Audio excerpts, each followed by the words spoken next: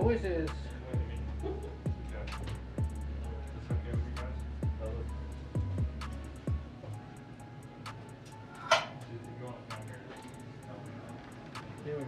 Hi everyone.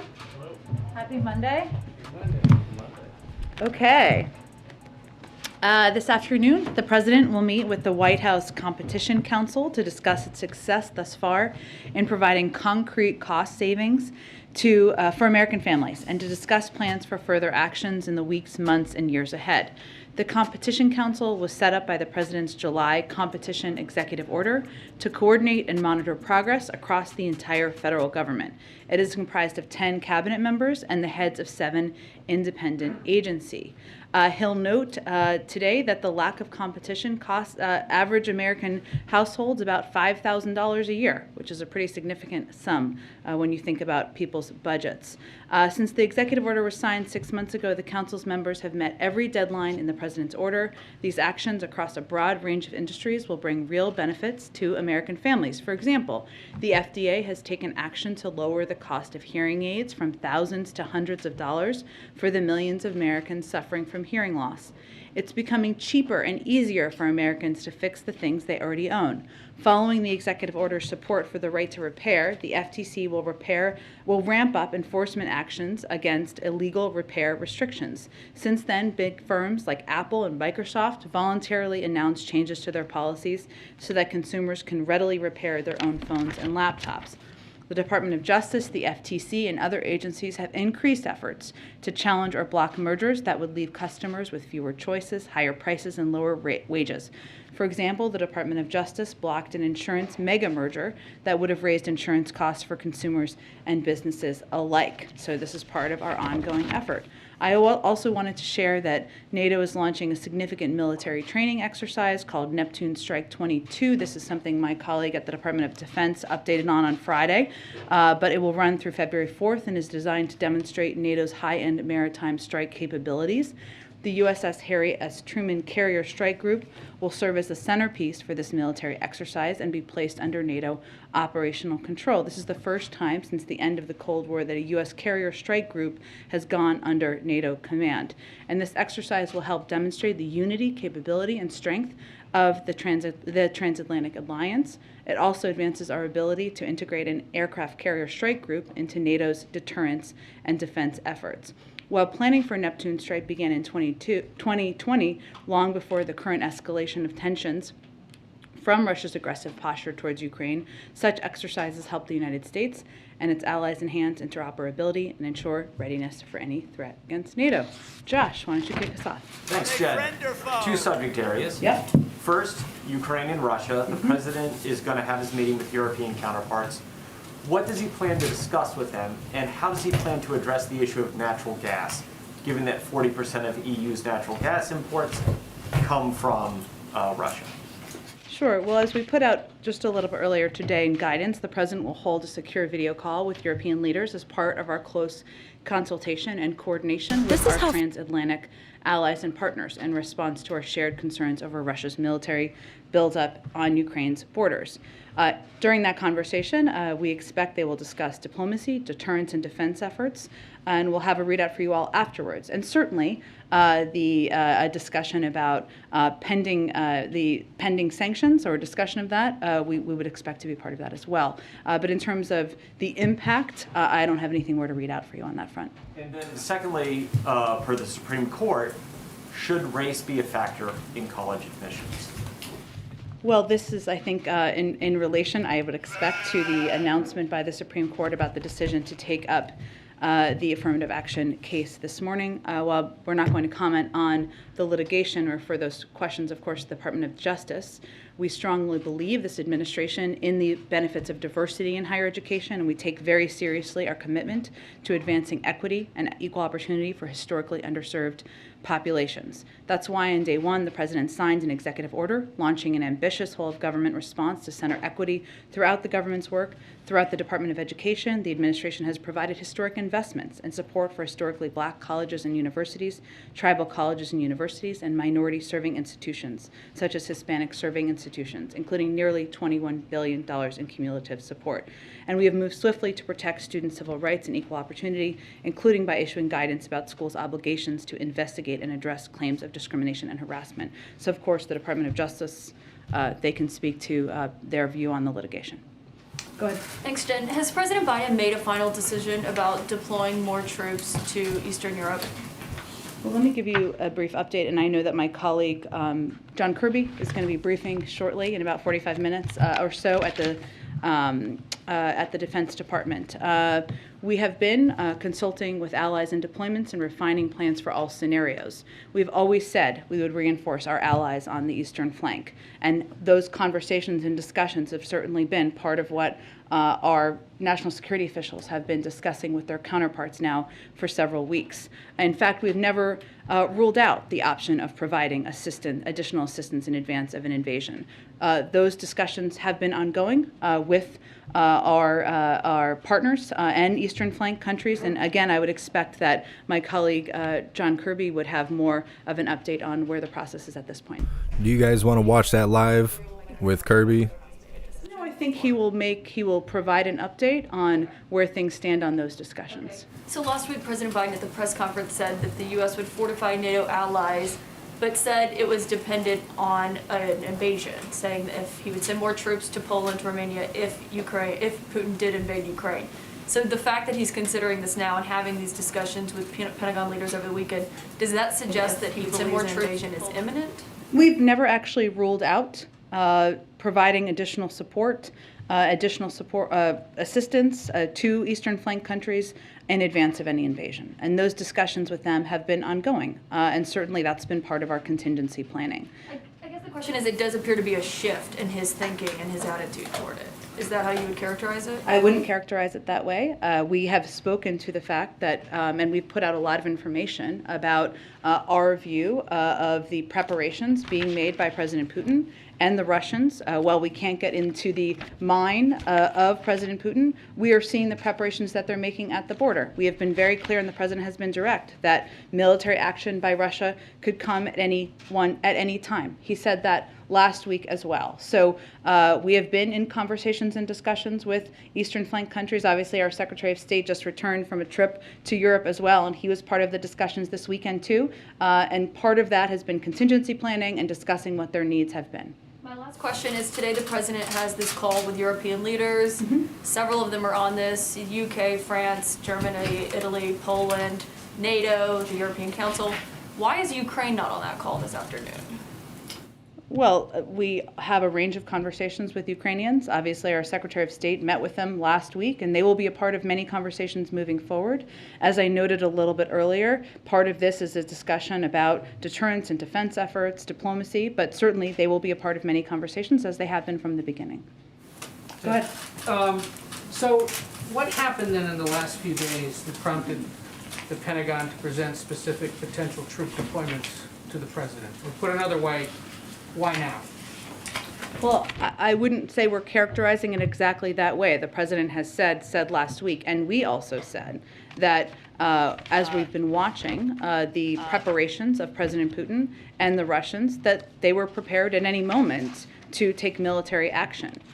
We've also been in ongoing discussions from our Secretary of State to members of our national security team with our Eastern Flank partners about what their needs are and what security concerns they have. So I wouldn't say it's a response to an abrupt moment. It's a part of an ongoing contingency planning process and discussion. After this weekend, is he more or less concerned about the possibility of a Russian invasion of Ukraine? Well, he said last week that military action by Russia could come at any time. That remains his point of view. And there's been clamoring in this town and over in Ukraine for a U.S. ambassador to Ukraine? Where do things stand on appointing somebody? Certainly understand that. I don't have any update on the status at this point in time. The Ukrainian foreign ministry said the decision to draw down the U.S. presence in Kyiv at the embassy was, quote, premature and a manifestation of excess caution. Is this potentially the afterglow of what happened in Afghanistan, concern for that, or is something else more specific prompting people to leave?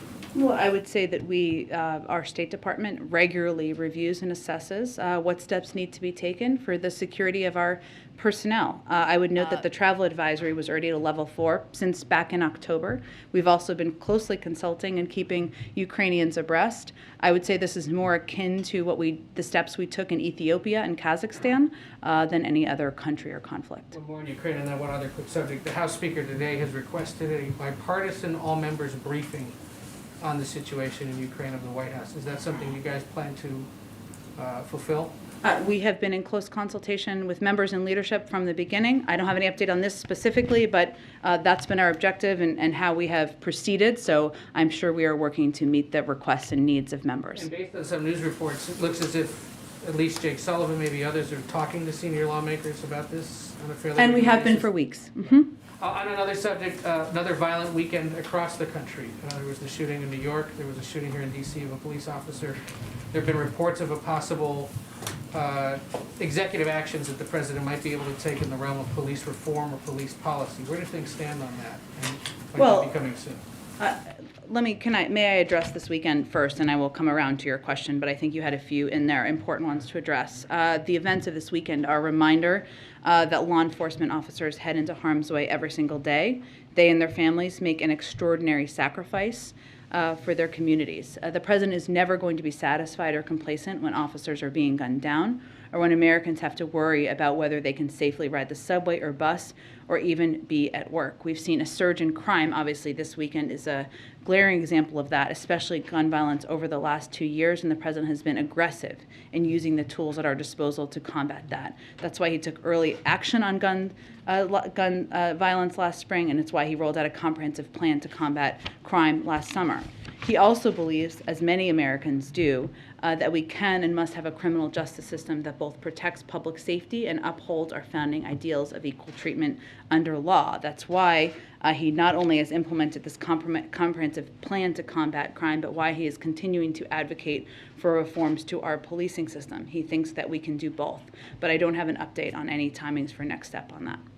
Go ahead. Thanks. First, on the markets, does the president think it's a big deal that today the Dow Jones is down at one point more than 1,100 points? Well, to start with, we focus on the trends in the economy, not any one day and any single indicator. Unlike his predecessor, the president does not look at the stock market as a means by which to judge the economy. I would note that the market is up around 15% compared to when President Biden took office. But our measure of success is really how real working families are doing, whether they have a little breathing room, whether they have a job that delivers some dignity and a paycheck that they can support a family on. And we've seen a great deal of progress made on that front. Thank you. On schools in Virginia, 7 districts representing 350,000 students are suing the state. They're hoping to get a strict mask mandate for students that has been rolled back by the new governor reinstated. So who does the president think knows best for students? School board members or parents? Well, the president believes that public health officials have the best guidance on what we can all do to protect ourselves, including teachers, administrators, and students. It's always been up to local school districts to determine how they're going to approach what implementation measures they are going to put in place. But here's what we know from public health officials, who are the experts on a pandemic.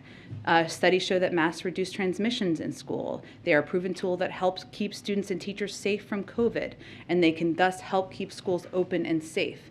In short, we know it works, and we need every leader to focus on using the tactics we know work to keep our students safe and our schools open. I know you mentioned Virginia, but in Texas, the state is fighting a critical public health measure to protect our children and keep our schools safely open for Head Start communities. A provision that is requiring masks to keep students and keep communities safe. They're fighting against that. Why is that? I think that has more to do with politics than it does with public health. But right now in Virginia, the law is, now that there's a new governor, but students should not have to wear masks if their parents say that they don't think they need to wear masks. So if a parent wants to send their kid to school with no mask, should that child be allowed to go to school and be in class? Again, what we're advising school districts on is to abide by public health guidelines and follow public health guidelines. And it's about keeping an entire community safe. And those are the decisions that are being, that people should focus on. Screw your freedom. Clear for anybody watching. You guys think that ultimately in this conflict between school board members and parents, the school board members should have more of a say in what That's a actually child- not what I said. I think everybody should abide by public health guidelines, not just to keep their own kids safe, but keep their school community safe, whether it's teachers, classmates, administrators, others in schools. Okay, on crime, to follow up on what Ed was asking about, would you agree that the most important job for any president is to keep Americans safe? I would agree. So you said that the president's never satisfied if people don't feel safe. Does he know that after a year in office, people do not feel safe in this country? Well, Peter, I think if we look at the facts here, we've seen a surge of crime over the last 2 years. Would you agree with that? So what are you attributing the rise in crime to then? Well, I think we should be responsible in how we're reporting to the public what the roles are, what the reasons for the surge in crime. Gun violence is a huge reason for the surge in crime. Underfunding of some police departments and their need for additional resources, something the president has advocated for consistently through the course of his career. That's something we know we need to take action on. And it is absolutely true that he will not be satisfied or complacent when officers are being gunned down or when Americans have to worry about whether they can safely ride the subway or bus. That should not be a political issue. He's somebody who has had a long career of many decades of fighting for funding for police departments, for local communities in order to reduce crime. But he's been here in office for more than a year, and the murder rate is nearing a 25-year high. So why don't we see and hear more from the president about this? We hear all the time about things that you guys are doing to fight the pandemic because that is a risk to American people. A rising murder rate is a risk to American people too, right? And he has spoken to crime, but I think what people are most focused on, as they should be, are what actions he has taken. He has unveiled a strategy to focus federal law enforcement resources on combating violent crime, offered unprecedented levels of funding through the rescue plan for cities and states to put more cops on the beat, and invest in proven community anti-violence programs, something every Republican voted against. The Department of Justice has announced $139 million in grants to cities for community policing, which will put 1,000 more officers on the streets. He's also proposed doubling those grants, and he's called for an additional $750 million for federal law enforcement. He's announced a zero-tolerance policy for gun dealers who willfully sell illegal guns, and we've launched gun trafficking strike forces in New York and cities across the country. Actions are important here, and he has a long record of them. But does the president think that any of that is working? The president thinks you should have a plan to address crime and gun violence. He has one, and we look forward to working with people who support that effort. But as the murder rate nears a 25-year high, would he consider maybe trying something different? Trying something other than supporting a massive plus-up in funding from his predecessor, cracking down on gun trafficking and gun violence, which is a major driver of the violence we've seen across the country, working to support community policing programs and police departments across the country. I think most people who want to fight crime would agree that's the right approach. So Trump did it? Okay.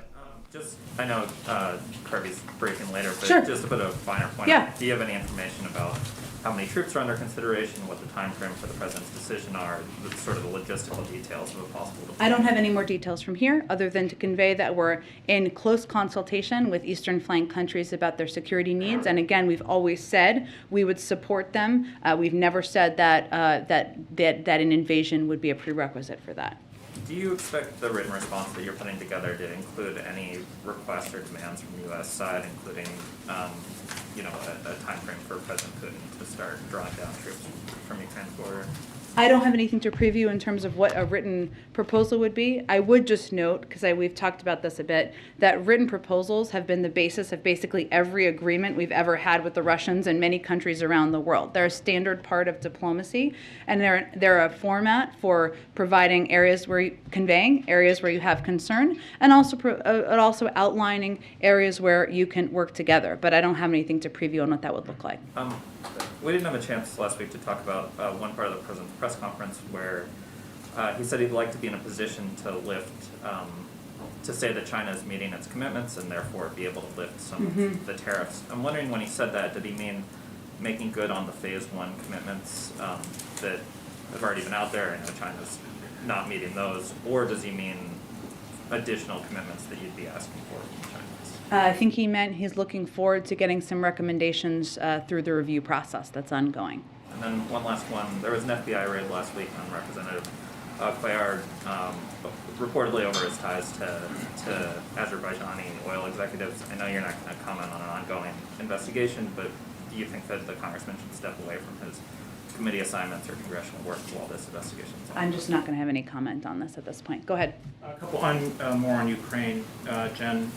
There's a proposal that's floating in the Duma that would ask Vladimir Putin to recognize the Donetsk and Luhansk regions of Ukraine as independent. If Putin does that, would you regard that as an escalation? I have not spoken with our national security team about that. You know our view on the sovereignty of Ukraine, and I don't have any other comment on it though at this point in time. Okay. Under what circumstances would we evacuate American citizens and diplomats from Ukraine, and can that be done without the U.S. military? Well, I think the reason that the State Department issued the guidance they did, which again is a standard process that the State Department does regularly with a range of countries where we have security concerns, was to make very clear that American citizens, our recommendation is that U.S. citizens currently in Ukraine consider departing now using commercial or other privately available transportation options, use the online form in our updated travel advisory to tell us their plans so they can best conduct our ongoing contingency planning, and register in STEP to ensure they receive alerts and guidance from the State Department. There is not an intention for there to be a departure or an evacuation along those lines. So we are conveying to American citizens they should leave now. Okay. And in fact, that there's not precedent beyond Afghanistan for that to be how it operates. Got it. And then just more broadly, for years, NATO members have fallen short of their defense spending commitments. Last year, more than 60% of the alliance's 30 members, including half of the Bucharest 9 that are right near Russia there, failed to meet their 2% GDP spending commitment. If Europeans aren't willing to expend blood and treasure on their self-defense, why should Americans be expected to do so? Well, we are continuing to advocate for all members to reach the 2% goal. That has been the president's position since he was the vice president, so for many years now. I would say that we have a sacred obligation under NATO, and we believe it is also in our interest to support our eastern flank countries and their security, and also to be clear about the value we have as Americans, which is that no country should be able to take with force another country as Russia is attempting to do at this point in time. One last one. You said that military incursions by Russia into Ukraine would trigger stiff economic sanctions. Does that apply to our policy with China and Taiwan?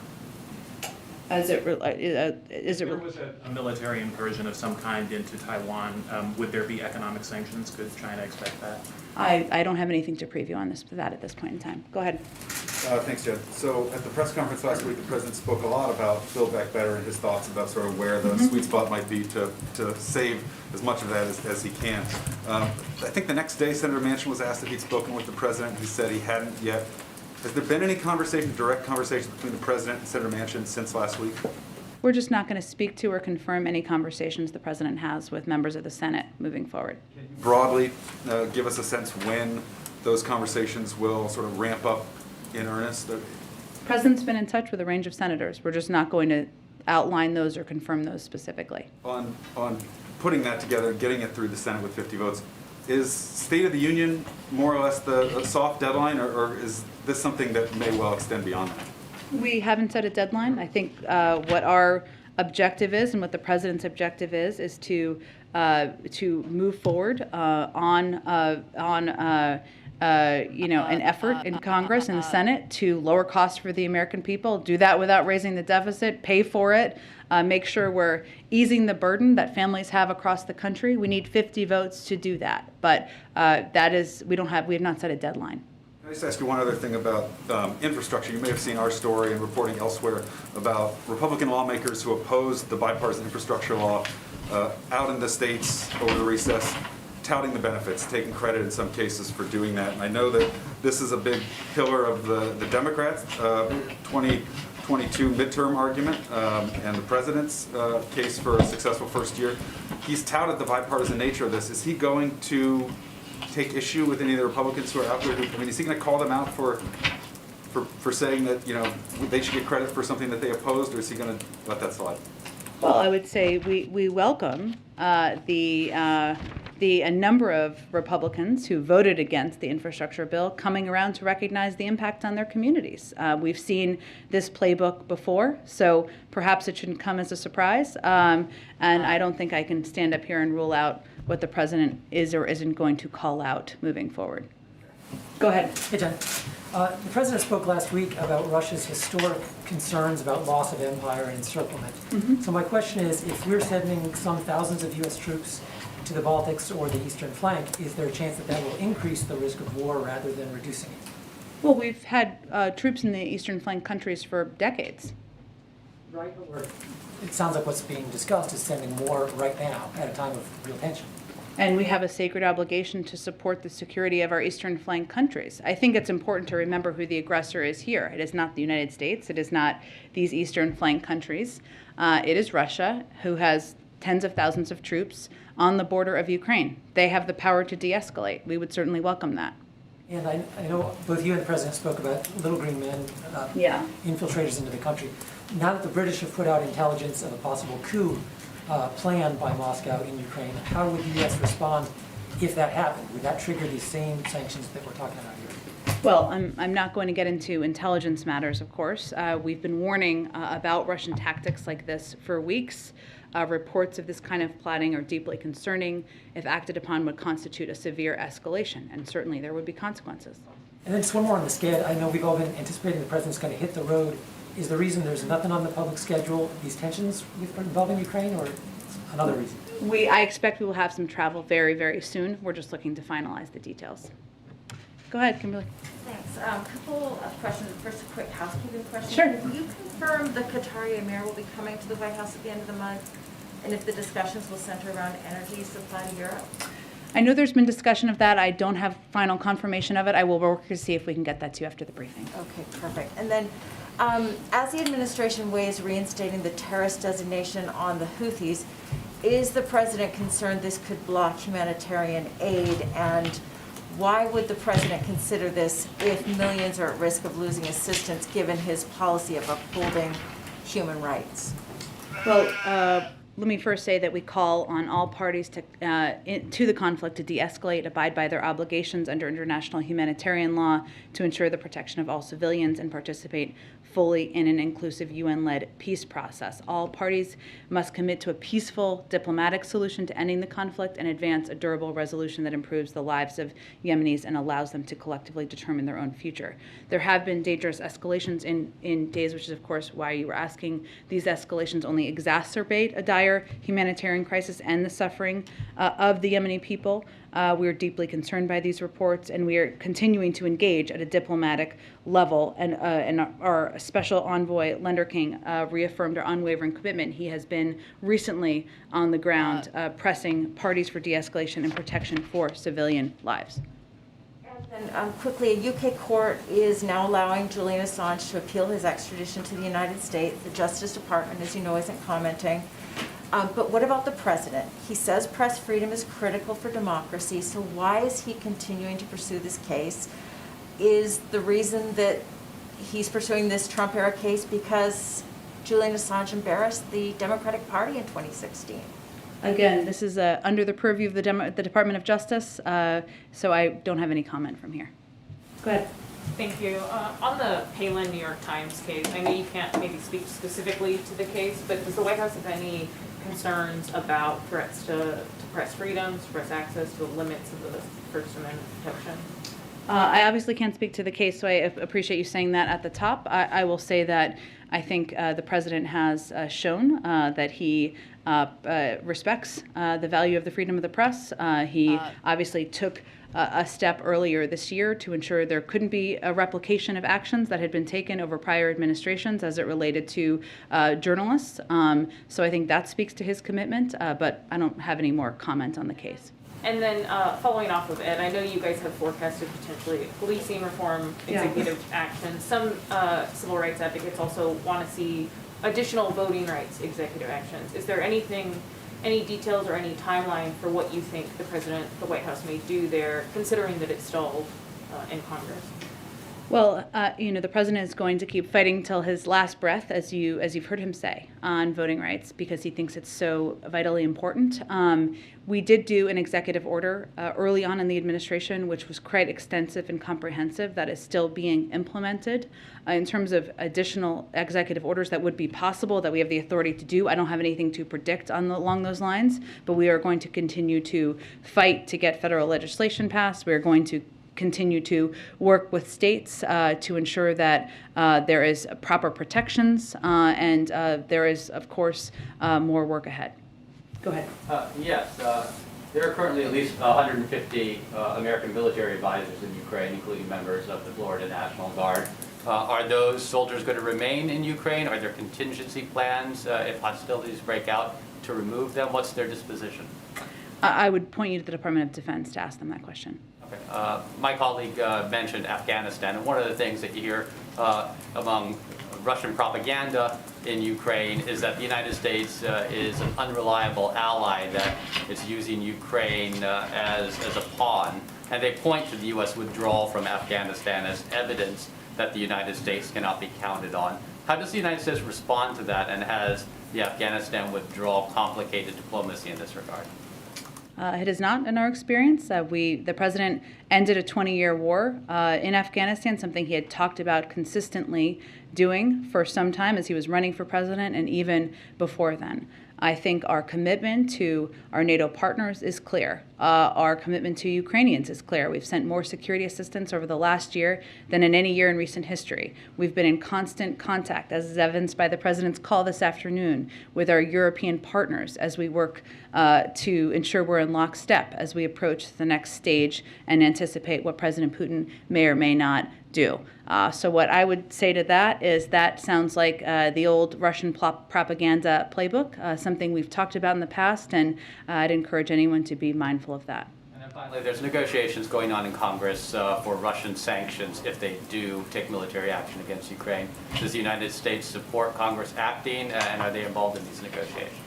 We are regularly updating and briefing leaders in Congress and about what steps are under consideration, what the status is of things we're seeing on the ground. Obviously, we've talked about a lot of this publicly as well. And we've also been clear that we have a severe sanctions package of economic options that is under consideration should they decide to invade. We also recently sanctioned a couple of individuals for their engagement as well. But I don't have anything in terms of these specific steps under consideration. We have our own severe steps that we are considering here, and we're keeping Congress abreast of that. Does it help to have Congress involved?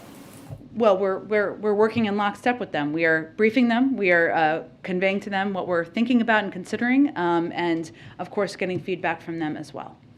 Go ahead. I recognize that the White House has said that they have, very severe sanctions that are prepared if Russia invades. Is there any thought to enacting sanctions before Russia invades as a form of deterrence, or is that under consideration? Well, we did announce a couple of sets of sanctions from the Treasury Department last week.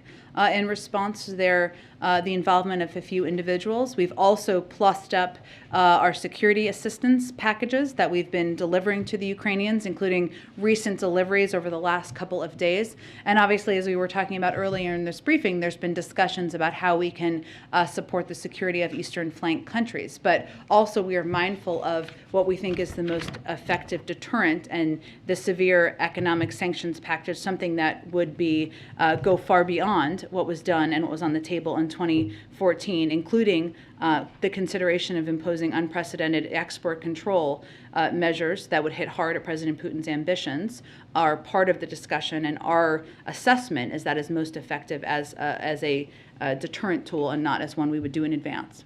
Okay, so you're saying the threat of the sanctions is the most effective deterrent? Correct. Tool. I have a question, just to follow up. I know that, you were asked about Americans who are now in Ukraine. And I know you said that there is no precedent, outside of Afghanistan for evacuations in case if there was like some type of military incursion by the Russians. So I just want to be clear, if Americans are still in Ukraine and things start happening with Russia, are they pretty much on their own?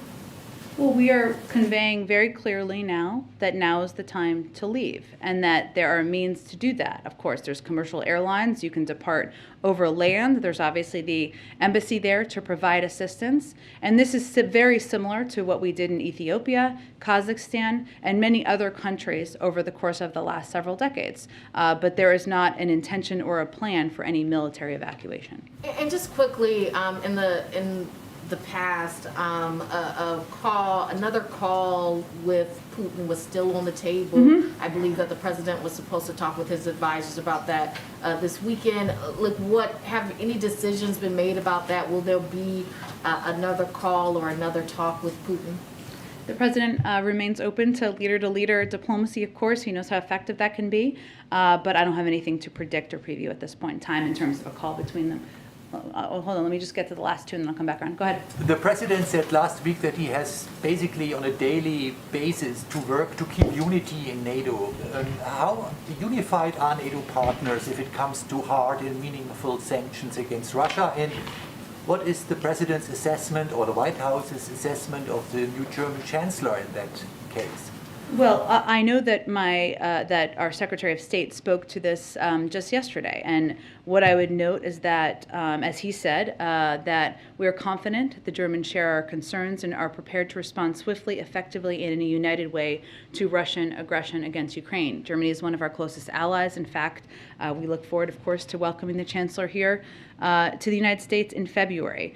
The Germans have said, as you know, that if Russia further invades Ukraine, the future of Nord Stream 2 would be in grave jeopardy. This is real leverage over Putin. If Putin wants to see gas flow through the pipeline, he cannot invade Ukraine. The pipeline is, of course, not operational, but that is often the context of how this question is asked. I think what the president was conveying is that it doesn't happen on its own. It requires work. It requires conversations. It requires face-to-face diplomacy. I think there's been over 100 engagements that senior members of his national security team and the president have taken a part in order to ensure that we are united and strong as we confront the threats posed by President Putin. Did Germany need more work than other NATO partners? I would say Germany remains one of our key partners and allies, and again, we are working in lockstep with them. Go ahead. Yes, hi Jen. Senator Susan Collins is leading a working group looking at reforming the Electoral Count Act so that during the counting of the Electoral College, a vice president could not reject one slate of electors and, say, recognize a rival slate supporting a rival candidate. I'm just wondering whether the White House has talked to either Senator Collins or any other senators about this, and given, shall we say, recent history, whether the president supports reforming the Electoral Count Act. Well, we've never said we were opposed to it.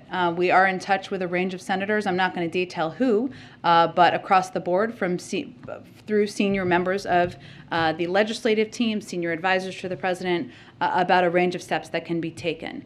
What's important to note, and I've said in the past, but I'll just reiterate it, that it does not take the place of, is not a replacement for the John Lewis Voting Rights Act or any of the voting rights federal legislation we were working to get across the finish line, because they do entirely different things, including creating a baseline for what the American people should expect and frankly demand in terms of what kind of access they should have to participate in the voting process. And of course, the requirement that any states that has a history of voter suppression would have to get approval from the Department of Justice in order to change voting laws. The Electoral Count Act doesn't do that, but we are open to the conversations. We've been participating in the conversations, but it's not a replacement for. On a different subject, so much of the public discourse about so-called Havana syndrome has come from anonymous leaks, and I'm just wondering how soon will the National Security Council release their expert report on Havana syndrome and these anomalous health incidents, and will this report be made, public in a fulsome way? Sure. Well, I know there's been a recent CIA report that talks about the findings of their interim analysis. Which does not rule out that a foreign actor may be involved in a subset of reported cases, and affirms that the intelligence community will be drilling down in its analysis on a subset of cases. The toughest unresolved ones, of course, to try to determine whether a foreign actor may be involved. There are a range of investigations and efforts underway across the U.S. government, and we continue to take every report of a suspected incident safely. What's most important is the President has asked his national security team to ensure we are leaving no stone unturned and ensuring that people who have been impacted receive the proper health care they need. I can't make a prediction of what a final release of a report would look like. I would really point you to the intelligence community on that. Just one last one. Just yesterday in D.C., not far from here actually, there was an anti-mask, anti-lockdown rally where some of the rhetoric around that was talking about Nuremberg-style trials to hold Anthony Fauci to account, to go after the media for spreading lies, things like this. I'm just wondering how the administration is going to respond to what appears to be a growing intensity and potential for violence in the anti-vax movement. Well, we are well aware that there is a loud and vocal minority empowered through social media and media platforms that proliferate disinformation, politicians who espouse conspiracy theories and fundraise off of opposition to public health. We know that. We also know that 87% of American adults have at least one shot. That's the vast, vast majority. And over 210 million Americans are fully vaccinated. So our view is that it's wrong, it's dangerous, and it stands in the way of a coordinated effort to save more American lives. Only 25%, I don't know the number in front of me, it's closer to 25% have their booster, right? Do you feel like you guys are sort of losing the war when it comes to the messaging on the importance of these type of public health measures like getting vaccinated? Again, our view is that it's a loud and vocal minority, but still dangerous, still problematic. The fact that 87% of American adults, all of those people, of course, mathematically did not vote for Joe Biden, have had at least one shot, means we've far surpassed where I think most people think we would be. It's difficult and challenging, of course, to get more people vaccinated. We know that. And, of course, efforts that are dangerous and wrong by groups like this are problematic, as is the spread of misinformation on social media platforms, unfortunately, out of the mouths of some prominent officials. All of that is problematic and harmful. But again, I think we should be mindful of the large percentage of people that have had one shot.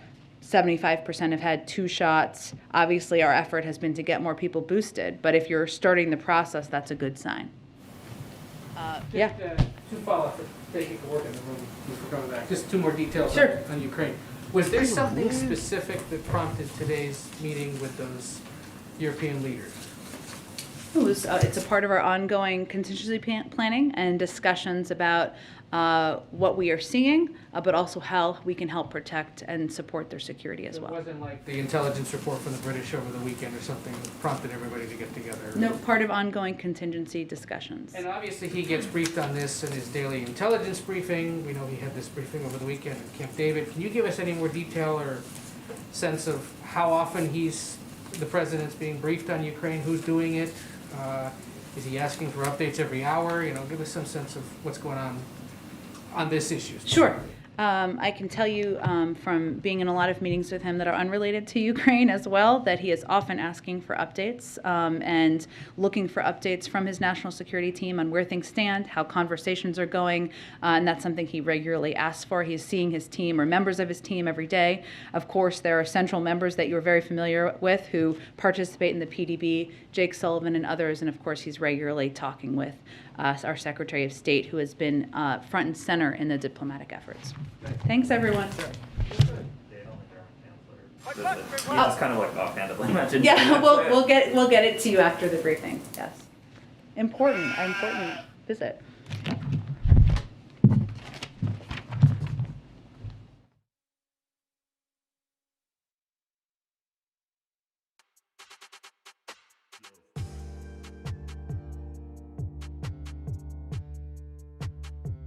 All right, everyone. I think we're going to switch over to see what's going on with the live with Kirby. I have to figure out where that is because I did not know that that was going to be happening today. First, we're going to do the Pledge of Allegiance, though. So while I get that set up, please take a second to hit that like button. If you haven't subscribed, make sure you subscribe or follow on whichever platform you're currently watching right now. It's much appreciated. All right, give me a second here.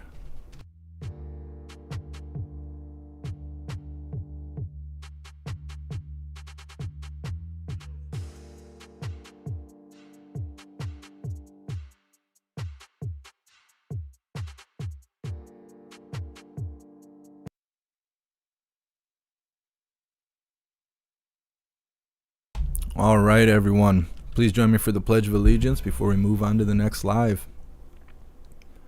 I pledge allegiance to the flag of the United States of America and to the republic for which it stands, one nation, under God, indivisible, with liberty and justice for all.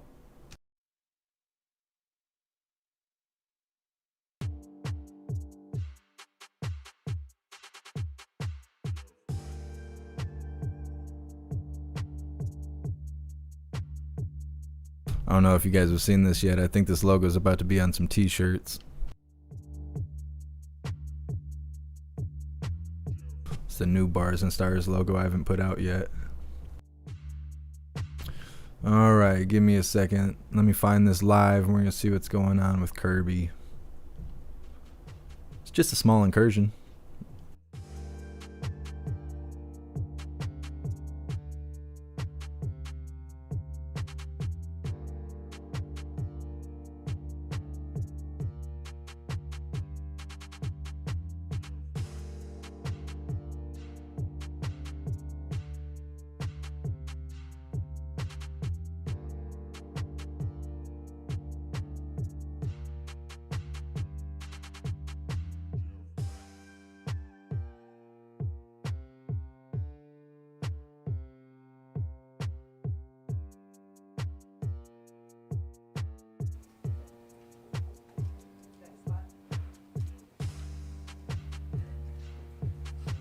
There were a lot of choices there. Good weekend? What'd you do when you had fun? Hey, thank you so much, Sherry, for joining the membership program, and welcome to the family. You're officially a hooligan.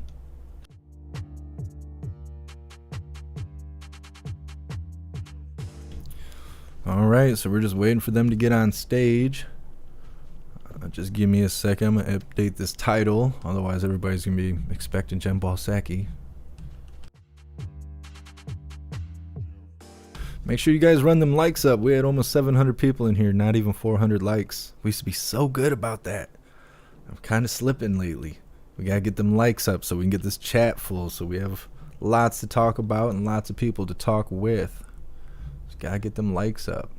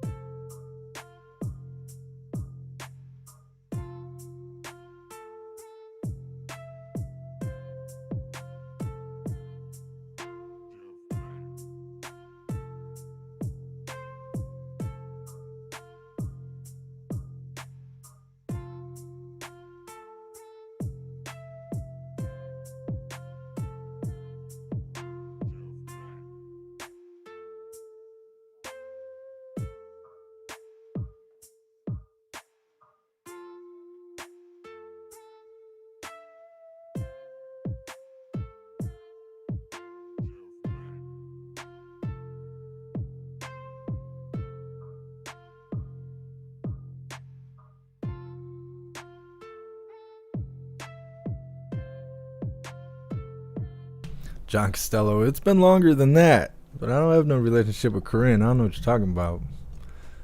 That's fake news. And what's up, King of Dorks? 1111, where's your sticker? You mean your hooligan badge? Were you a member and now you're not? You have to see if you're subscribed. YouTube's still on their nonsense. YouTube is so bad right now. I can't scroll up in the chat. I'm not able to. It won't let me scroll. Sometimes when I type in the chat, it'll give me some sort of error message telling me that they can't send whatever I typed. They're still unsubscribing people. I don't know, man. They got a failing system here. It's only a matter of time before they're not around anymore. What's up, Proud Ankle?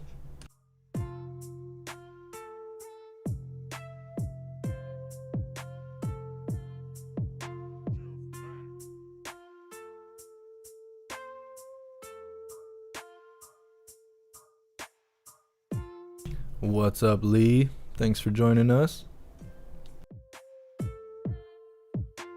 What's up, Jade?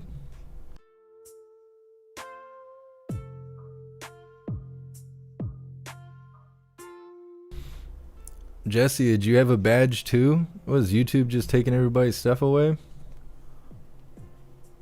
All you gotta do is join the membership program and get that badge. We have a lot of hooligans with that hot pink badge, I've noticed, and that means that they've been a hooligan for 12 months or longer. I've seen a couple 15, 16-month hooligans. You guys got seniority around here. You got some weight to throw around.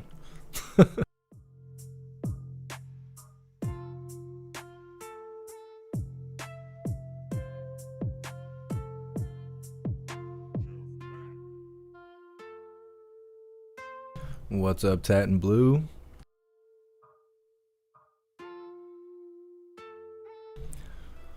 What's up, Julius? If you want my attention, all you gotta do is tag my name. I used to let people know that all the time. After a while, people caught on, but changing times. Every day's a new day. If you're trying to get my attention, you gotta tag me. You can't just say Jeff. You could be talking to any Jeff in the chat.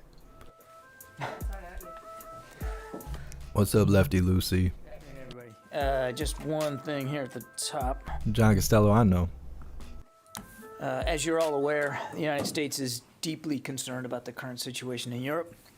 We remain keenly focused on Russia's unusual military activities near the Ukrainian border, including in Belarus, and consulting extensively with our transatlantic allies and partners.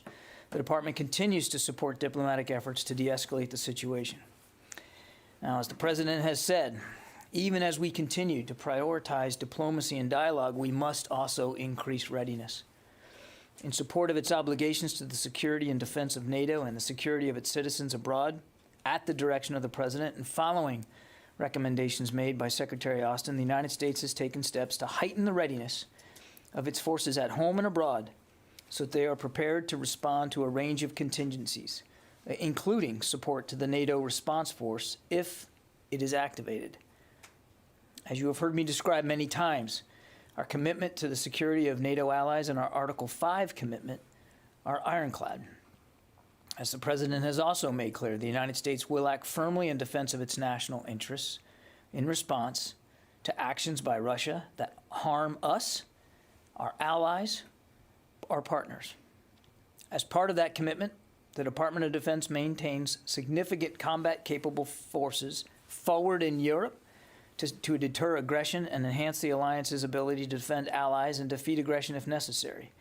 The United States also has a commitment to provide forces to the NATO response force, or otherwise known as the NRF, in the event that NATO should activate that construct. Now, as you may know, the NRF is a multinational force made up of land, air, maritime, and special operations forces, all components that the alliance can deploy on short notice wherever needed.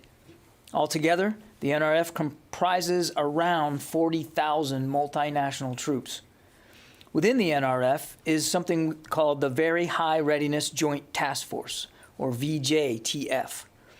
This NRF element, which is about 20,000 strong across all domains, includes a multinational land brigade of around 5,000 troops and air, maritime, and special operation forces components.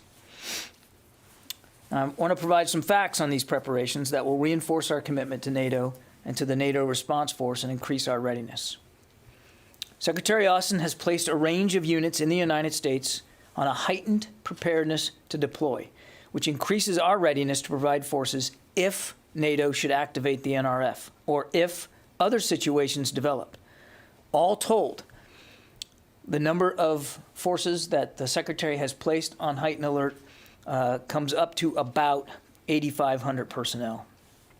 We'll continue to provide updates in coming days about these decisions, but specifically this will ensure that the United States and our commitment to the NRF is consistent with their readiness for rapid deployment, again, if activated. In the event of NATO's activation of the NRF or a deteriorating security environment, the United States would be in a position to rapidly deploy additional brigade combat teams, logistics, medical, aviation, intelligence, surveillance, and reconnaissance, transportation, and additional capabilities into Europe. Again, I want to reinforce that as of now, the decision has been made to put these units on higher alert and higher alert only. No decisions have been made to deploy any forces from the United States at this time. And when I say heightened alert, in some cases, some of these forces were already on a heightened posture, readiness to deploy posture, and the Secretary decided to make it even more, shorten the tether even more. So in some cases, units would go from, say, 10 days prepared to deploy. Now they're at 5 days. That's not the case for every unit that is being notified that they're on a heightened alert. Some are simply more ready and postured that way than others. The idea, though, is that all of these units that he is putting on prepare to deploy will be ready to go on a shortened time frame. Again, no final decision has been made to deploy them. The Secretary will continue to consult with the President, and the United States will maintain close coordination with allies and partners as we continuously review our force posture and make decisions regarding movement of forces into and within Europe. As always, we will remain in close coordination with allies and partners, as well as NATO and other multilateral organizations, as we continue to review our force posture, as we make decisions regarding potential movements of forces into Europe, and as we review the disposition of U.S. forces on the continent. And with that, we'll start taking questions. Bob, I think you are on the line, yeah? Yes, thank you, John. Of that 8,500 troops that you mentioned, are those U.S.-based only? And are they intended only for deployment as part of the activation of the Rapid Response Force, or might they be sent for other reinforcement purposes in Eastern Europe? And lastly, why did the President decide to do this now? What's changed just in the last few days? Since on Friday you mentioned, as you had many times before, that the U.S. was prepared to reinforce in Eastern Europe if there were a Russian incursion only. Okay, I think I've remembered all three, so let me try. First, yes, the up to 8,500, and I want to stress it's up to 8,500. Again, no decisions to deploy have been made. So this is about getting units on an advanced heightened alert. That doesn't mean they're necessarily going anywhere. But of the up to 8,500 that I talked about, they are all U.S.-based. And I'm sorry, Bob, your second question was? Are they intended only for the NATO Rapid Response Force, or could they perform other reinforcement functions? The bulk of them are intended for the NATO response force, that the vast majority of, but as I also said in my opening statement, the Secretary wants us postured to be ready for any other contingencies as well, but the bulk of them are aligned for the NATO response force. And then your third question was on timing. I think, we've been watching this very, very closely. I also said that right at the top.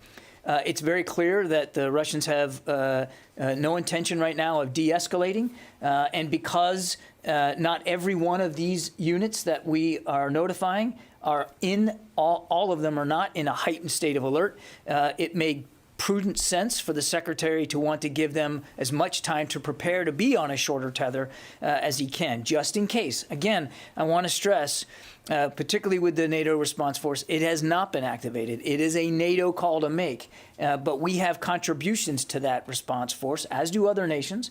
As I said, it's 40,000 some odd strong. Our contributions don't come near the 40,000 number. Other nations are going to have to contribute as well. But for our part, unilaterally, we wanted to make sure that we were ready in case that call should come. And that means making sure the units that would contribute to it are as ready as they can be on as short a notice as possible. Barb. Three quick things. What specific military capabilities do these U.S. troops bring to Europe, these 8,500? Second, could you say with some specificity what is the exact mission for these troops? And what will your measure of success be? How will you know when the mission is accomplished? Yeah, so on capabilities, Barb, I touched this in the opening statement. Again, when we are able to identify the units for you, we'll do that. The reason why I don't have specific units today is because the units are being notified as well as family members, and I think you can understand we wouldn't want to get out ahead of that notification process. But broadly speaking, as I mentioned at the top, I mean, these would be additional brigade combat teams, logistics personnel, medical support, aviation support, intelligence, surveillance, and reconnaissance, as well as transportation, and maybe even some additional capabilities after that. Again, when we can identify for you the units, I think you'll see that they kind of cover the broad scope of those capabilities. Missions haven't been assigned. I mean, the Ready Response Force hasn't been activated, and so there's not a mission per se. This is about the Secretary wanting to get ahead of the potential activation and making sure that these units have the time to prepare if and only if they're deployed. And then you had when we know success, again, there's been no activation, so there's been no mission assigned. So it's very difficult for me to give you an up check or a down check on on what equates success. What this is about, though, is reassurance to our NATO allies. And we've been talking about that for quite some time, that we're going to be ready, we're going to be prepared to help bolster our allies with capabilities they might need. And we're going to do this in lockstep with them and with the alliance. This is really about reassuring the eastern flank of NATO, and it's also about, and I kind of covered this too, Barb, back to your question of success, it's proving how seriously the United States takes our commitment to NATO and to the Article 5 commitment inside NATO. How will you know when your military goals are achieved? Again, Barb, there's been no mission assigned right now. This is about getting troops ready. And back to what we're trying to achieve is a couple of things. Obviously, we still would like to deter Vladimir Putin and the Russians from another incursion, number one. Number two, it's to make sure that we're bolstering and staying unified with the alliance, that the alliance stays strong. And so the large bulk of the reason for these prepare to deploy orders is really to make sure that we're ready to bolster the NATO alliance and to prove the solidarity of the alliance. Those are the two sort of big outcomes here. But again, no mission has been assigned to these troops. No deployment orders have been sent to them. What the Secretary has ordered them to do is to be ready to go, in some cases, on a much shorter tether than what they had before. Jen. John, can you rule out sending U.S. troops to Ukraine? That is, I think the President has already spoken to that. As you know, Jen, we already do have advisors and some trainers in Ukraine. They are still there at their work. So if you're not willing to send troops to Ukraine, what makes you think that this is going to deter Vladimir Putin? I think there's a whole package of things that the administration is looking at to try to deter Vladimir Putin from another incursion, including very severe economic consequences. This is about sending a strong message that we're committed to NATO, and we're committed to assuring that our allies have the capabilities they need in case they need to defend themselves. Do you need a new AUMF to send these troops to these 8,500? I'm not aware of any such requirement at this point. And again, we have long-standing commitment to the NATO response force. We are just one of many nations that will contribute to it. And this is very much in keeping with the policies and the procedures that have been laid down for activation of the NRF. Again, if it's activated, and it has not been. David? Are most of these 8,500 ground forces, would they go to the eastern flank? And have you put any units in Europe on alert? I think, again, yes, I think the bulk of them would be considered ground forces, David. As for Europe, as I've said before, there are lots of force capabilities already on the European continent under General Walters, and I'm absolutely not ruling out the possibility that there will be intra-theater moves as well inside Europe to bolster NATO allies on the eastern flank, and that kind of gets at your second question, which is we're still in consultation with the allies about what they might need, and so I don't have any decisions to read out in terms of specific locations. But we certainly have made it clear to the eastern flank allies that we're prepared to bolster their capabilities if they need it. Again, I want to go back to a core foundation here. The bulk of the troops I'm talking about today are intended for the NATO response force, the vast majority of them. And that response force can only be activated by the alliance. It hasn't been. It is our contribution to the response force, and we want to make sure that they're ready to go. I think it's really important to keep remembering that. No deployment orders have been sent. No missions have been assigned. This is really about getting folks ready to go in case they're needed. Courtney. So the ones that wouldn't be assigned to the NATO response force, they would be going in unilaterally on behalf of the United States to some neighbors, right? Can you give us any number? How many that would be? Yeah, I can't do that right now, Courtney. But I mean, it depends on. It really depends on the need, and we're still in consultation with allies about needs. So I really would be reticent to give you a hard number right now. But we are in active discussions with our allies about any additional capabilities they might need, on top of or outside of the NATO response force. Does that include some of these intra-theater moves that you're talking about? It could. So there could be movement within EUCOM, U.S. troops that are moved going to NATO allies that would not be part of the NATO response force. Yes, ma'am. Okay. That is right.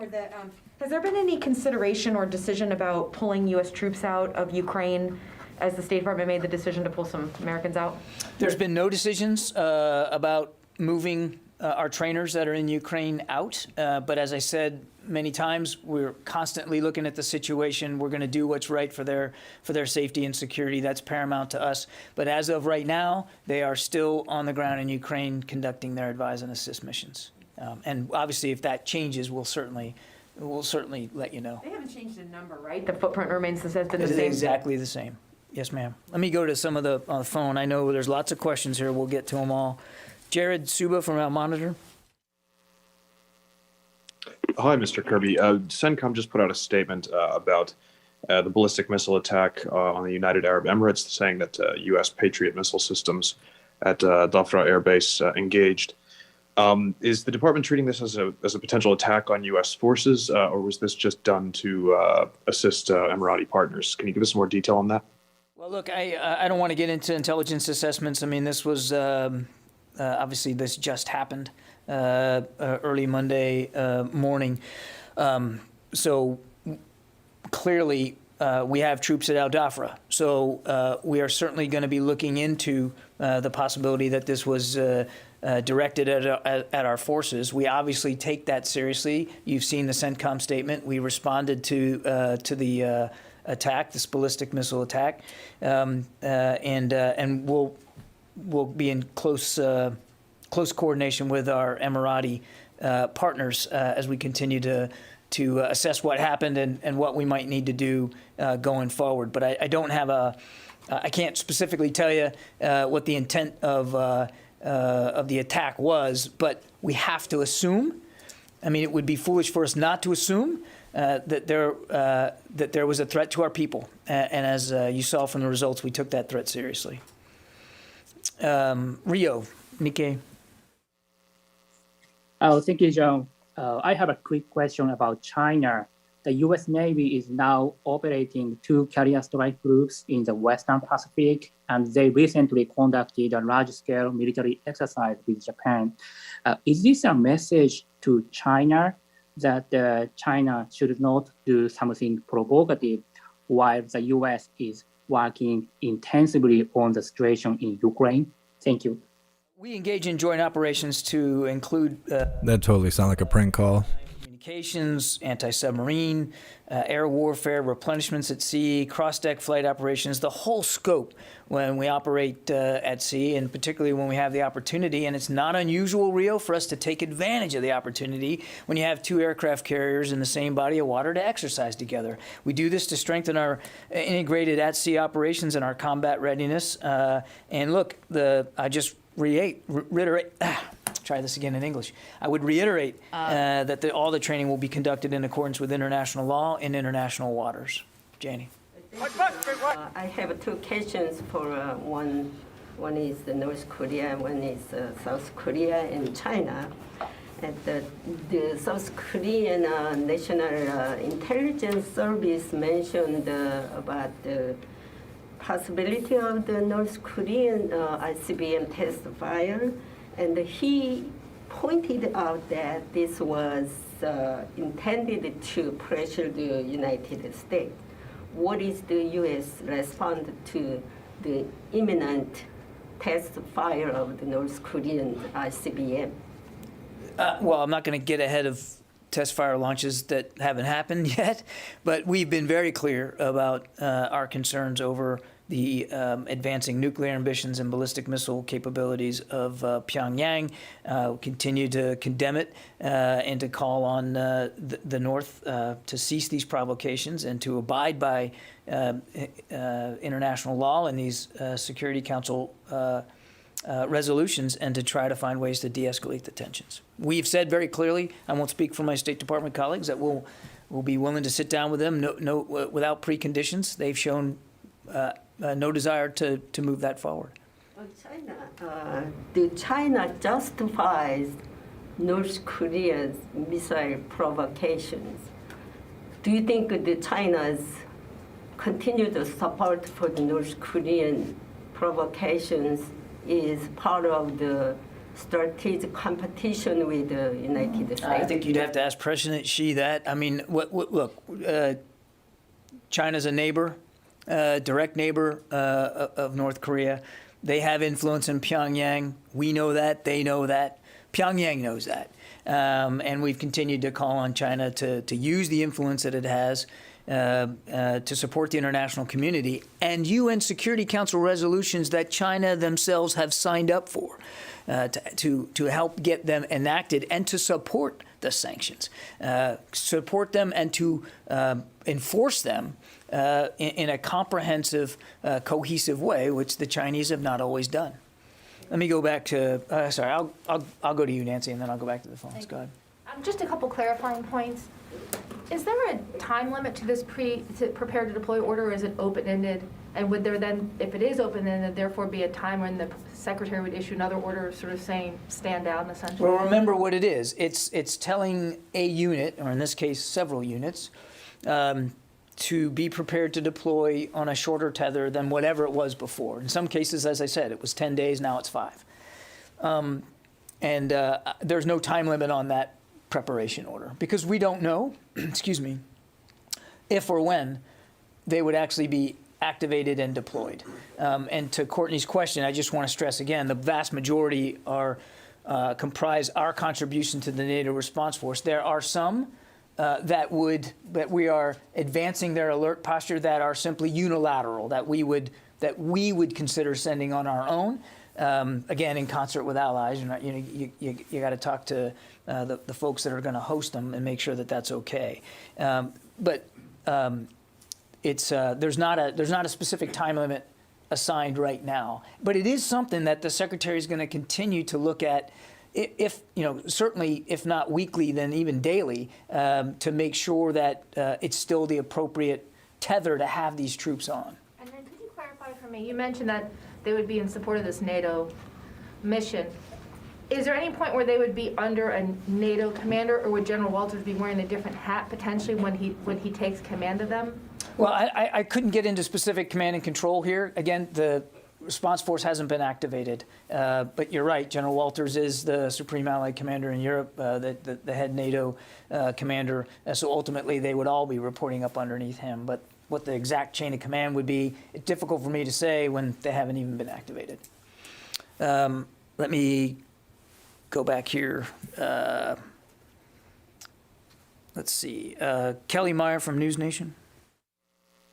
John, thanks for taking my question. I know we kept talking here and saying, diplomacy is not dead here, but with the U.S. now preparing to send troops to allies on the eastern flank, is this just further agitating Russia? And we're telling diplomats' families to leave and Americans to leave. So is this moving on from a diplomatic effort to preparing for an invasion?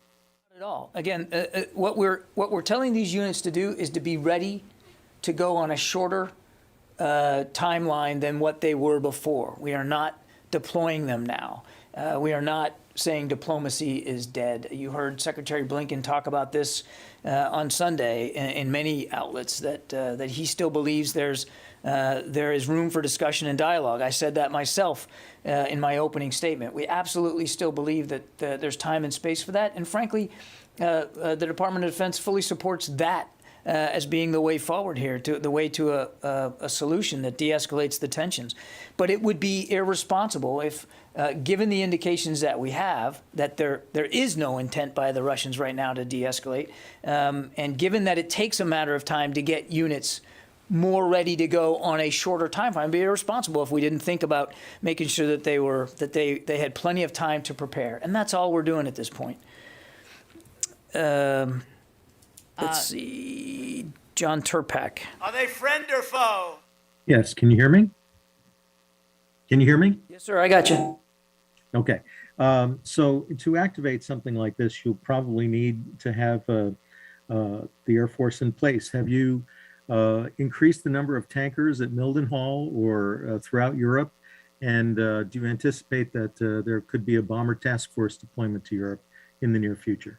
I refer you to UCOM for things like bomber task force plans. I don't have specific things to talk about like that today. And again, please remember what this is about. This is about placing units on a heightened alert. It does not mean that they're going to be jumping on gray tails tomorrow and leaving.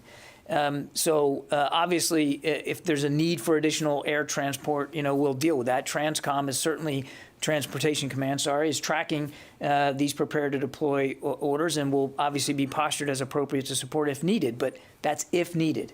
All we're doing at this point is placing these units on a heightened alert posture. Tom Squitieri. Hey, thanks, John. Good afternoon.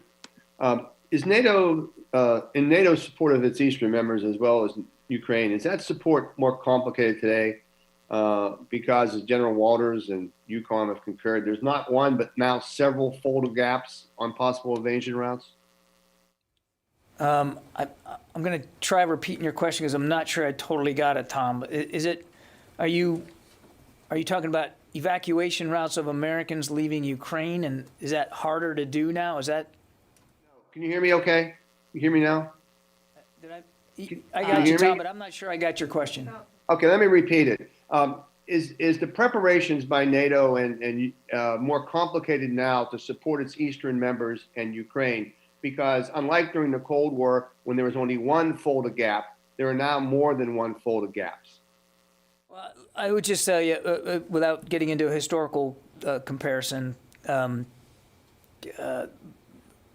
it's usually not useful to go back into history and try to find exact comparisons. The actions that Russia appears to be taking to threaten its neighbor further, and to potentially violate further Ukraine's territorial integrity, certainly make things more tense on the European continent writ large. What I can tell you is that we remain committed to the alliance, and we absolutely remain committed to bolstering the capabilities of NATO's eastern flank to the degree that they desire that extra support. It's not about. Look, I don't think anybody wants to see another war on the European continent, and there's no reason why that has to occur. This could be solved very easily by the Russians de-escalating, by moving some of these forces away, which they haven't done. And so NATO, as a defensive alliance, and it is a defensive alliance, has a responsibility to its members to make sure that they're able to defend themselves if needed, and that's the spirit in which the Secretary has made these early heightened alert decisions. Jen. Just a point of clarification: if NATO is a defensive alliance and these troops, if they are activated, are defensive and therefore frontline NATO states, how does this protect Ukraine? How does it stop Putin from going into Ukraine? It's designed to reassure our NATO allies, Jen. It's designed to reassure our NATO allies, and we are taking. How does it protect Ukraine? Jen, it sends a very clear signal to Mr. Putin that we take our responsibilities to NATO seriously, and we are also working inside the international community to implement severe consequences for Mr. Putin if he were to go again into Ukraine. Largely, those are of an economic consequences. So I get where your question is. I'm trying to be very clear. This gets to Barbara's question about what success looked like. We obviously don't want to see another incursion in Ukraine. We are using lots of levers to try to communicate why that would be a bad thing for Russia to do. But number two, and it's not an insignificant number two, is to make sure that NATO stays unified and that NATO, our allies, are able to defend themselves. And that is what this decision is all about. It's about putting these forces on a heightened alert in case NATO needs them. David. Is there a process by which this NATO response force is activated? Does there have to be a meeting? Is it a political decision, or is it just a tactical military decision? What is it? I mean, well, it's a NATO decision, David. I'd refer you to NATO to go through the puts and takes of exactly how that decision gets made. But I'm sure it's going to have to be one where all the allies are consulted, and it's a political military thing. I think I better just refer you to NATO on the specifics of it, about how they activate the NRF. Does it require unanimity? I'm going to refer you to NATO. Yeah. John, two questions. One is, what kind of action would spark an order to deploy? What would be seen that could lead to a deployment? Well, as I said, in the vast majority of these troops that we've put on prepare to deploy are to support the NRF, the NATO response force. And so, what would engender a deployment order to them would be a decision by NATO to activate the NRF. Can you say what might activate the new NRF? Again, that's a NATO decision. Everyone in that room sure is having a hard time speaking. To the NATO response force. I won't speak for the alliance. I'd refer you to NATO. Cheers, hooligans. How and what a decision to activate is made, and under what circumstances they would make it. Our job is to make sure that if they do, we're ready to go. Second question is, you've said a couple times that the Russians show no sign of de-escalation. That's Are right. they escalating? Are they adding any more forces, equipment? Are they, from a week ago, from 2 weeks ago, has their presence on the border enlarged or changed in a qualitative way that is escalatory? Yes, it's gotten bigger. Can you Absolutely. give us details? I'd refer you to the Russian Ministry of Defense. They can speak for their force movements, but and we've been very clear from the podium that I'm not going to get into talking about their troop movements, but they continue to add battalion tactical groups to their western border, to the border with Ukraine, and in Belarus as well. The numbers there are increasing. So they have not only shown no signs of de-escalating, but they are in fact adding more force capability. Sure. I'm unclear. The NATO response forces, the assumption that that's something that could be activated in advance of an invasion, or only would have been activated if, I know that it's a NATO decision. That would be an alliance call. I mean, what's your understanding? I mean, is your understanding that it's possible that this is something that could be called up, that these are troops that could be called up and sent forward? Again, I'd refer you to Brussels court. It's really a decision for NATO to make, and what the criteria are for activating it is really for them to speak to, not for us. There's no, I don't know of a specific. I mean, it's a existing response force, right? And when it was established, it wasn't established specifically for the purposes of Russia invading Ukraine again. So I don't know that there's a specific limitation that they can only be activated, but that would be an alliance decision. That would be a discussion inside NATO and inside the political leadership of NATO. I just don't know. What we're trying to do is make sure that if it is, whenever that is, we're ready to go. Barb. Can I go back on one thing? For the troops, the U.S. troops that might deploy, while they may get some kind of extra pay for deployment, can you find out for us whether or not they will get any kind of hazard pay, or i.e. combat pay, since they would be going into a situation where you clearly see potential hostile intent? Can you find that out for us? I'll take the question. I have no idea today. Thank you. Joe Gould, Defense News. Hey, John, thanks for taking my question. Thanks for doing this. You talked about troops being on high alert, but what kinds of equipment is being ready to participate in the NRF, which is, as NATO bills it, a land, air, and maritime force? And also, does the department have any plans for industry to surge production or deliveries of equipment that's already approved for, say, all the European allies? Maybe like the F-35s for Finland or Poland, or Patriots for Poland, Sweden, and Romania. Thank you. Military sales, Joe, you're going to have to talk to the State Department. That's their province, not ours. As for the kinds of, I guess you were asking about systems, as I said, these are brigade combat teams, logistics personnel, medical, aviation, and aviation support, of course, all the kinds of logistical and sustainment support that would go to be able to keep these forces in the field for an extended period of time, transportation, command and control capabilities, communication capabilities, as well as the systems themselves. I think a lot more specificity will be clear once we can start identifying for you the units. We're just not able to do that today because unit notification is ongoing, and I think you can understand we wouldn't want them to find out from me at the podium that they're being put on a shorter tether. We want to do this the right way. But as we start to identify the units, I think the answers, specific answers to your question, will become a lot more clear. Jeff Selden, VOA. Hey, John, thanks very much for doing this. Can you give an update on U.S. support for the Syrian Democratic Forces as fighting with ISIS in Hasaka is now extending into a 6th day? Are U.S. or coalition ground forces firing on, engaging with ISIS on the ground? Some reports from Psaki seem to suggest they are.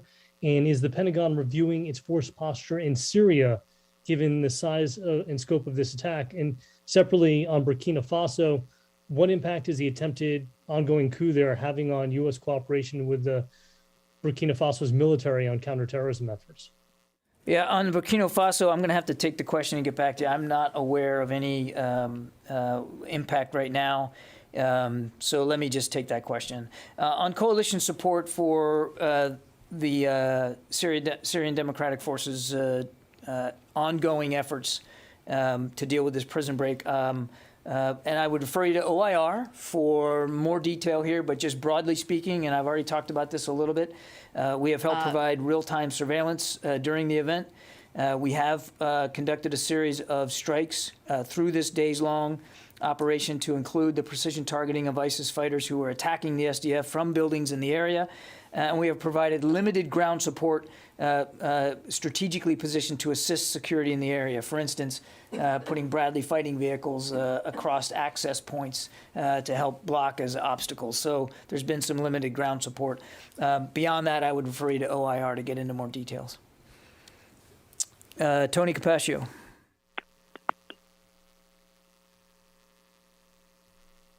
Hi, John. Two quick questions. Are the 8,500 a blend of active duty and National Guard, or all National Guard? or excuse me, or all active duty? I think the large portion of them is going to be active duty, Tony, but I can't swear to you that there won't be reservists involved in this as well. Again, all this will become more clear once we're able to identify the specific units. But the vast majority will be active duty. Louis Martinez. Hey, John. I'm sorry. I think Tony was going to ask another question if Tony wants to go. Okay, John, is that all right? Another one. My apologies. Okay, John, is that all right? Yes, sir. How detailed a ground picture of Russian forces along the Ukraine does the Pentagon at this point possess? I mean, is it possible that we'll know, the U.S. will know if, in fact, an invasion occurs in real time versus a bolt from the blue that catches everybody by surprise, kind of like Pearl Harbor? What I would tell you, Tony, is we're watching it very, very closely, and we believe that we have a pretty good sight picture on what they have there and what they continue to add, both in terms of the western part of Russia as well as into Belarus. We're watching this very, very closely, and obviously we're mindful of things that the Russians could do that would potentially give us indications of some sort of imminent incursion. We're not there yet, but we are watching for those indicators very, very closely. Go ahead, Louis. Thanks, John. Just following up on what you said so far, that no decisions have been made and that the bulk of these forces are pegged to the NATO Rapid Response Force.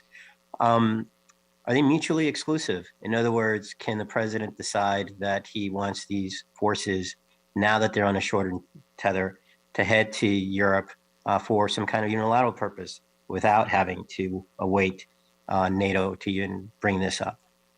He's the commander-in-chief. He can make whatever force decisions he believes is most prudent.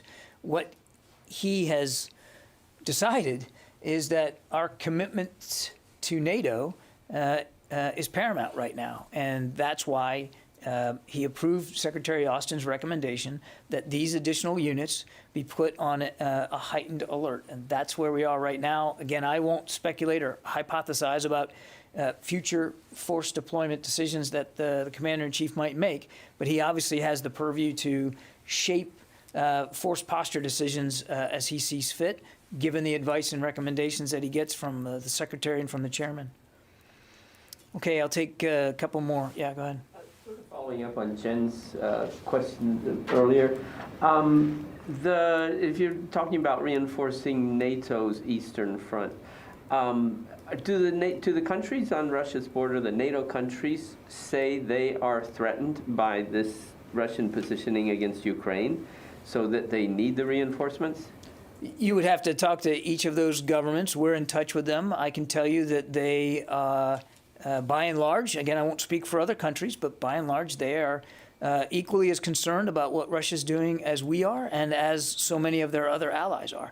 I would stress, again, that even in the event that we provide additional resources unilaterally, that is outside the NATO response force, and that's a possibility, even from inside Europe, it would be done in full consultation and coordination with a given ally partner nation. We wouldn't do it, you just don't go walking into another country just for the sake of being there. It's a thing you do in coordination and consultation with them.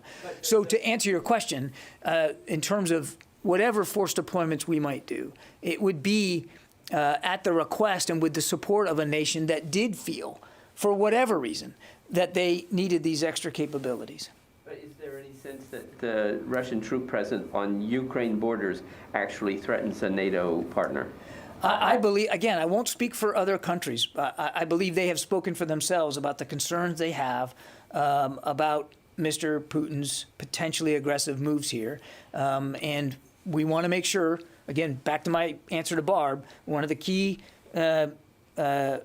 criteria here is being able to make it clear that we take our Article 5 commitments to NATO very, very seriously.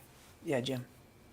John, what effect does the Secretary's decision have on the 8,500 service members concerned? I mean, I imagine all leaves and passes will be canceled right now. Are they packing up gear? Are they anticipating having that? Well, they're just being notified today. Some of these units are already, just by nature of who they are and where they are, on a shortened tether. You know that. What the Secretary decided to do in many of these cases is shorten it even more.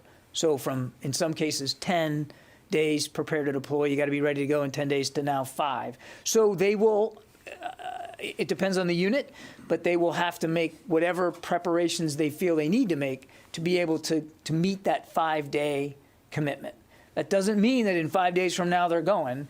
It just means that they need to be ready to go in as little as 5 days if asked for. So they will be doing all kinds of different things to help get them ready for that. And again, it would depend on the unit, whether it's maintenance on vehicles and systems, whether it's getting some things pre-positioned and packaged up and ready to go. Certainly there'll be, for the forces involved, I'm sure personal readiness things that they have to do. And that's, again, one of the reasons why I'm not giving units today, because the units are getting notified, and we want to also give them time to talk about this with their families so that their families are ready for this potential, and I say potential, deployment order that could come. But what's happening now is just getting them ready on a shorter tether. Not all of the units are already on such an advanced PTDO status, and so it will take them a little bit longer to get into a heightened alert posture. That's why we're doing it now, so that they have ample time to prepare. Okay?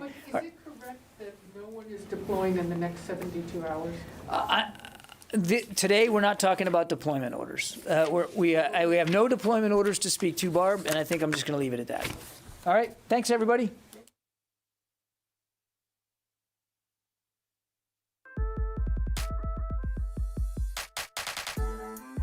All right, everyone. There's supposed to be something going on at the White House. It should have started at 3, but I think they were holding off for this Pentagon briefing. So I think we're going to switch over to that.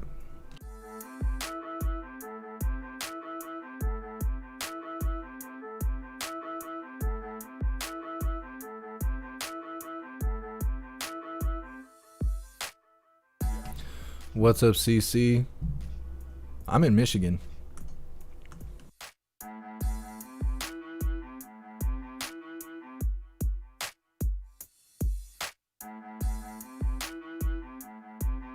So I think it just started. We're going to switch over really quick. Just give me a second.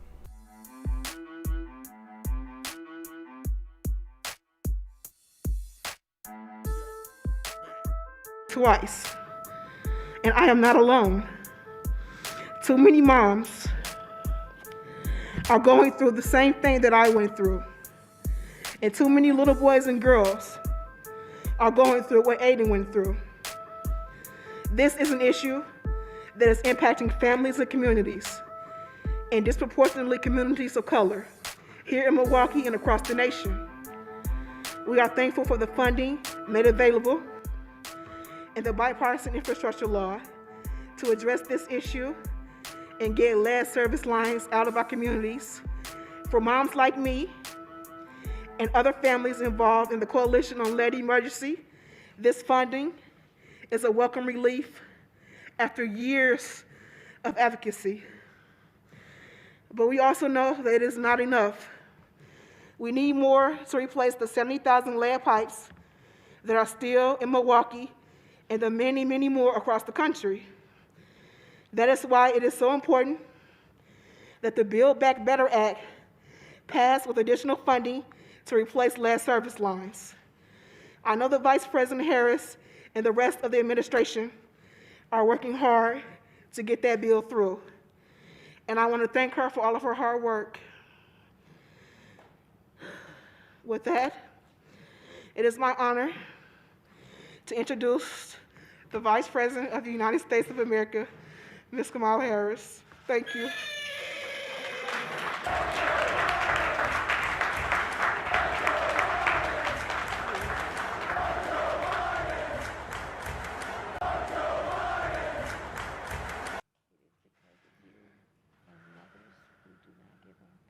A genius by birth. I've never watched a briefing until I was watching it with you, Hooligan. So I wouldn't be surprised how many people haven't actually been watching these briefings. But we got to sit here and, you know what they say. Keep your friends close and your enemies closer. Look at this terrible person all happy to be there. Well, let me just first start by saying that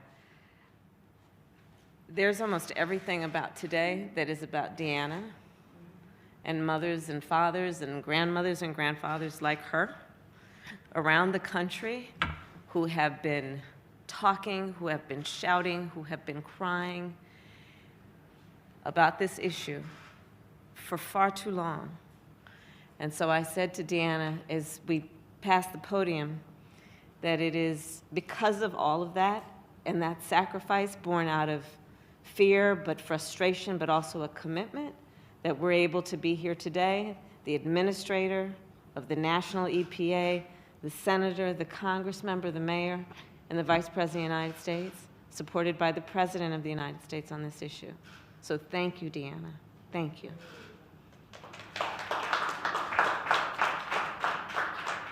Administrator Regan, I want to thank you.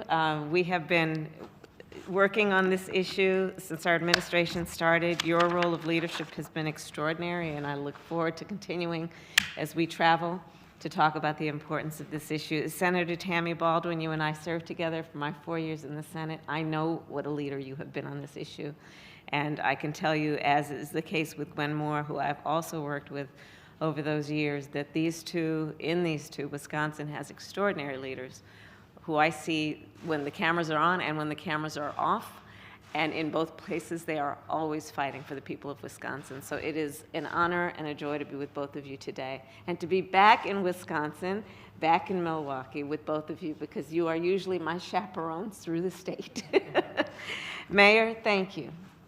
What the mayor spoke to really does highlight where lead pipes becomes an intersection of so many other issues. Because this is an issue that is about public health. This is an issue that is about education. This is an issue that is about environmental justice. This is an issue that is about the beauty and importance and strength of our labor unions and their apprenticeship programs. This is an issue that is about growing a middle class, as the mayor said, because it is about developing the skills to do the work that must be done to strengthen the United States of America and our infrastructure. All of these issues intersect around this issue of lead pipes.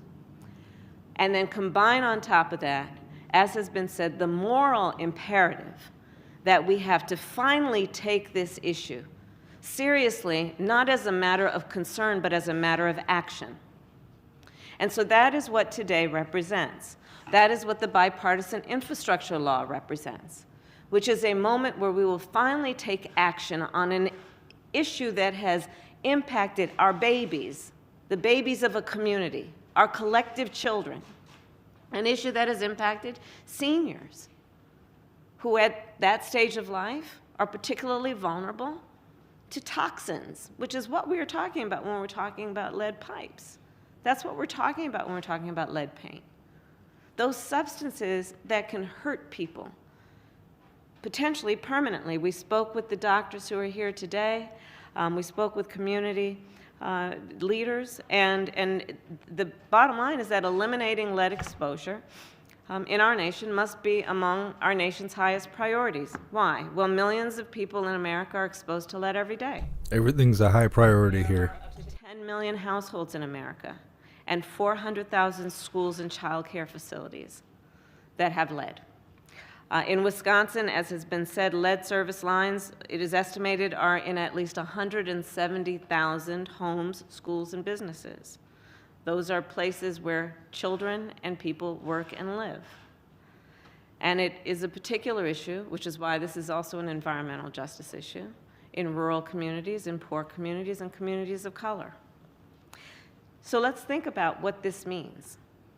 Our children are going to school where they are potentially drinking lead-infused, poisonous water out of water fountains. What does this mean? It means that our children are sleeping in bedrooms that are coated with lead paint. What does this mean for America? Well, 50% is that I thought she was transforming for a second there. half of children under the age of 6 in America are exposed to lead or are at risk. This is a profound issue. And as for adults, exposure to lead can result in increased blood pressure and a decreased kidney function. In our children, irreparable damage to the body and the brain. So when we think about this at the level of detail with which any parent or any community member should care, we know again this is an issue that we should, as a nation, commit to ending. Because as the administrator said, the only solution here is to get rid of lead in our pipes, in our paint, and the exposure that our children and our families are currently enduring. In Wisconsin in particular, there are people like Deanna, there are people like the Congresswoman, the mayor, the senator, who have been talking about this forever, and it is critically important to emphasize the role and the responsibility that community leaders have taken on, which has given the fuel. You know, we talk about outside-inside activism and work. The outside work on this, of those activists, those advocates, influenced the work on the inside of getting to the point where we could get bipartisan support for $15 billion in the bipartisan infrastructure law to address this issue, which is to replace lead pipes. City leaders.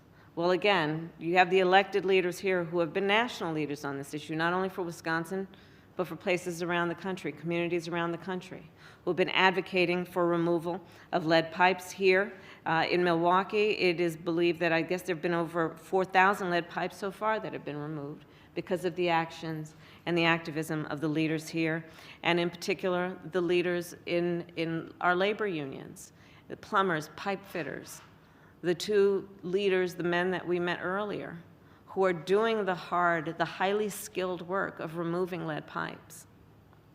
So last month we released the Biden-Harris Lead Pipe and Paint Action Plan, and the goal is to remove and replace all lead pipes over the next 10 years. It will invest $15 billion nationally in this effort, and here in Wisconsin, as has been said, $48 million will be dedicated in the year 2022. These investments will create good union jobs. These investments will address the needs of our children. These investments will result in improved public health, the creation of more jobs, the infusion of support for important apprenticeship programs, and it is just simply the right thing to do. Long overdue, but the right thing to do. I said earlier, and I'll close with this, a day in the life of a child is a very long time. We are long overdue to get this done, and we will get this done. And generations of Americans will forever benefit because of the work that is happening right here in Milwaukee. Thank you all.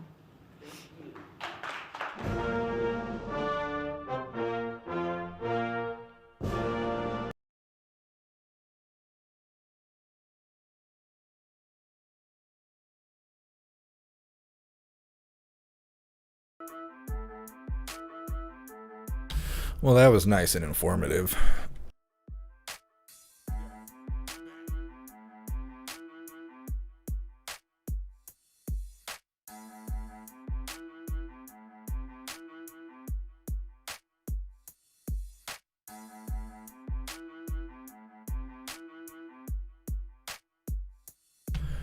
All right. Well, it looks like that's it for now. It says Biden's supposed to meet with members of his administration at 5 o'clock, which is an hour and a half. I don't think there's anything else going on right this second. Just a moment. So what I think we're going to do is we're going to wrap this up. We'll probably go live again to see what Old Man Walter is doing a little bit later. I'm also going to keep my eye out for any kind of action or anything like that going on. It's been really busy the last week or two. There's been all kinds of rallies and stuff going on, so maybe we can find some activity to cover. Let's make sure we get these shout outs in.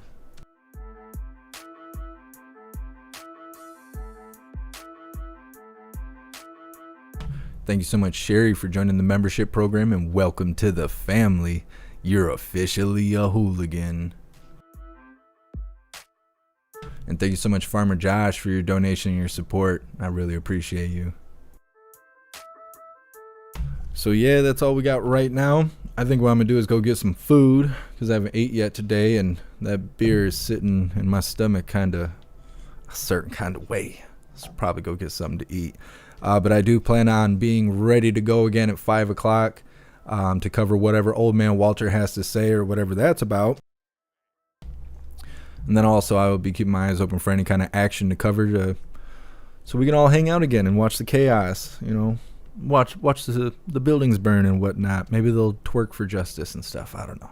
You never know what we're going to find. Either way, I appreciate all of you for being here. If you haven't subscribed, please subscribe or follow on whichever platform you're currently watching right now in order to be connected to us for when we go live. And also join the Discord. The Discord is free. Go to my link in my description with either a PC or your phone. Follow the few simple steps and you'll be greeted with an automated message letting you know that you've done all you need to do in order to receive notifications for when and where we go live. There's 3,700 hooligans in there for you to converse with, and we also have a news board for you to stay up to date with what's going on around the world. So definitely join the Discord. Big shout out to everyone that made donations, joined the membership program, or purchased any merch. I would not be able to do this without you. So thank you guys so much. I appreciate you. So go get some food. That's what I'm going to do. Get a couple beers. Probably be going live again today. Pretty certain of it, unless they cut the cam on Old Man Walter, which they will do. They'll let him stammer out a couple sentences, sound real crazy, and then cut the mic on him, blue screen. But either way, we'll be getting ready for that, and I hope to see you guys there. Thank you so much for being here, and until the next live, stand tall, shine bright, and that's a wrap.